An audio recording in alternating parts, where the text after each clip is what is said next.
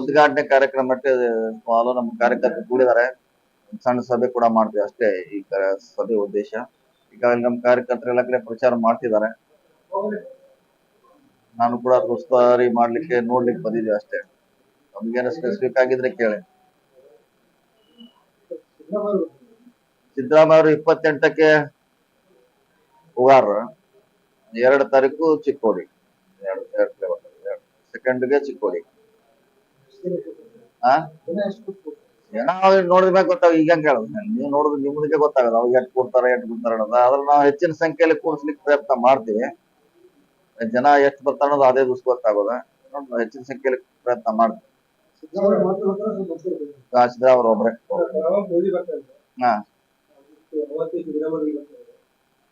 ಅವ್ರದ್ದು ಬೆಳಗಾವಿ ಕರೆದು ನಮ್ದು ಉಗಾರಕ್ಕೆ ಇದೆ, ಅದು ಬೇರೆ ಕಾರ್ಯಕ್ರಮ, ನಮ್ದು ಬೇರೆ.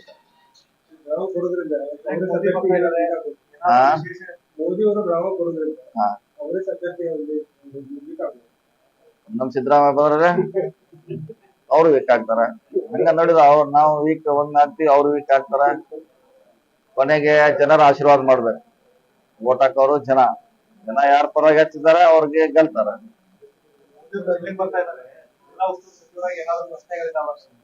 ಏನ್ ಪ್ರಶ್ನೆ ಇಲ್ಲ, ಏನ್ ಅದೇ ನೀನ್ ಹೇಳಲ್ಲ. ಖಾಲಿ ಚೆಂಬು ಕೊಟ್ಟು ಹೋಗ್ಯಾರ ನಮ್ ಮೋದಿ ಅವರ. ನಮ್ಗೆಲ್ಲ ಬರುವಂತ ಗ್ರಾಂಟ್ಸ್ ಕೊಡ್ತಾ ಇಲ್ಲ, ಪರಿಹಾರ ಕೊಡ್ತಾ ಇಲ್ಲ. ನಮ್ ನಾಯಕರು ಹೇಳಿದ್ದಾರೆ, ಅದನ್ನೇ ನಾವು ಕೂಡ ಹೇಳ್ತೀವಿ ಅಷ್ಟೇ. ಸರ್, ನೇಮಕಾತಿ ಪ್ರಕರಣ ಸಂಬಂಧಪಟ್ಟಂತೆ ಸಿದ್ದರಾಮಯ್ಯ ಸರ್ಕಾರದ ಮಹತ್ವದ ಏನೋ ನಿರ್ಧಾರ ಏನತ್ರ ವಿಶೇಷವಾದಂತ ನ್ಯಾಯಾಲಯ. ಅದೇ ವಿಶೇಷ ನ್ಯಾಯಾಲಯ ಅದ್ರ ಬೇಗ ಟ್ರಯಲ್ ಮಾಡ್ತೀವಿ ಅಂತ ಹೇಳಿದ್ದಾರೆ. ಅದು ಸರ್ಕಾರ ನಿರ್ಧಾರ ಮಾಡಿದೆ. ಬಿಜೆಪಿ ಅಭ್ಯರ್ಥಿ ರೈಲು ಕಾಣ್ತಾ ಇಲ್ಲ ಅಂತ ಕೆಲವೊಂದ್ಸರಿ ಕೇಳಿ ಬರ್ತಾ ಇದೆ. ಯಾಕ್ರೆ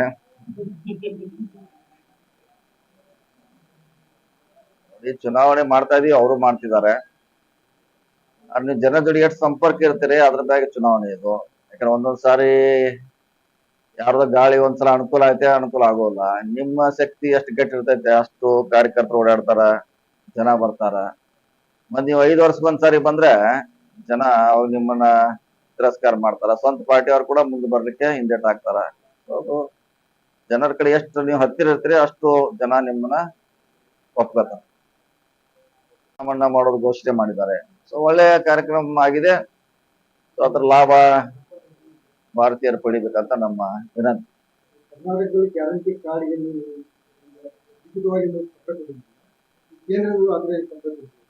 ಕೊಡ್ತಾ ಇದಿಲ್ಲ, ಅದನ್ನು ಗ್ಯಾರಂಟಿ ಮನೆಗೆ ಮುಡಿಸ್ತಿದ್ರಲ್ಲ. ಏನ್ ನಮ್ದು ಹೆಂಗ ವಿಧಾನಸಭಾ ಚುನಾವಣೆಯಲ್ಲಿ 5 ಗ್ಯಾರಂಟಿ ಬಗ್ಗೆ ಹೇಳಿದ್ದೀವಿ, ಈ 5 ಗ್ಯಾರಂಟಿ ಬಗ್ಗೆ ಮನೆ ಮನೆಗೆ ನಮ್ಮ ಗ್ಯಾರಂಟಿ ಪತ್ರಗಳನ್ನ ಕೊಡ್ತಾ ಇದೀವಿ.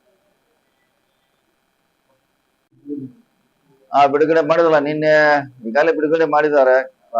ಡೆಲ್ಲಿಯಲ್ಲಿ ಖರ್ಗೆ ಅವರು, ರಾಹುಲ್ ಗಾಂಧಿ ಅವರು ಪ್ರತಿ ಮಹಿಳೆಯರಿಗೆ 1 ಲಕ್ಷ ರೂಪಾಯಿ ಉದ್ಯೋಗಕ್ಕಾಗಿ, ರೈತರ ಸಾಲ ಮನ್ನಾ.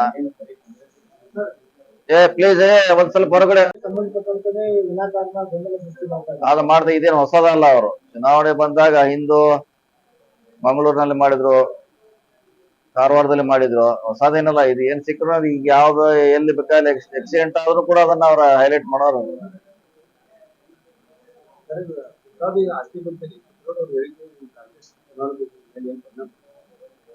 ಏನ್ ಬೇರೋದಿಲ್ಲ, ಅದನ್ನ ನಾವ್ ಎಲ್ಲಿ ಹೇಳಿಲ್ಲ. ಕಾಂಗ್ರೆಸ್ನವ್ರು ಎಲ್ಲಿ ಹೇಳಿದಾರೆ? ಇವನೇ ಮೋದಿ ಅವರ ಅದನ್ನ ಅಡಿಷನ್ ಆಗಿ ತಗೊಂಡು ಹೇಳ್ತಿದ್ದಾರೆ, ನಮ್ಮ ಆಸ್ತಿಯನ್ನು ಇವ್ರಿಗೆ ಕೊಡ್ತೀವಿ ಅವ್ರಿಗೆ ಕೊಡ್ತೀವಿ ಅಂತ. ನಾವೆಲ್ಲಿ ಕೂಡ ಹೇಳಿಲ್ಲ. ನಮ್ ಹೇಳಿಕೆ ಬೇರೆ ಇದೆ, ಅವ್ರ ಹೇಳಿಕೆ ಬೇರೆ ಇದೆ. ಹಿಂಗಾಗಿ ಅದಕ್ಕೂ ಏನು ಪರಿಣಾಮ ಇಲ್ಲ. ಜನ ಏನೋ ಅಷ್ಟೇನೋ ಇವ್ರು ಹೇಳಿದ್ದೆಲ್ಲ ಕೇಳುವಂತ ಪರಿಸ್ಥಿತಿಯಲ್ಲಿ ಇಲ್ಲ. ಜನ ಸ್ವಂತ ವಿಚಾರ ಮಾಡ್ತಾರೆ. S1 ನ್ಯೂಸ್ ಕನ್ನಡ, ಇದು ಭರವಸೆಯ ಸಂಕೇತ. ನಿಮ್ಮ ಹತ್ತಿರದ ನ್ಯೂಸ್ಗಳ ಅಪ್ಡೇಟ್ಗಳಿಗಾಗಿ ನಮ್ಮ S1 ನ್ಯೂಸ್ ಕನ್ನಡ ಚಾನಲನ್ನು ಸಬ್ಸ್ಕ್ರೈಬ್ ಮಾಡಿ, ಶೇರ್ ಮಾಡಿ, ಬೆಲ್ ಐಕಾನನ್ನು ಒತ್ತಿ.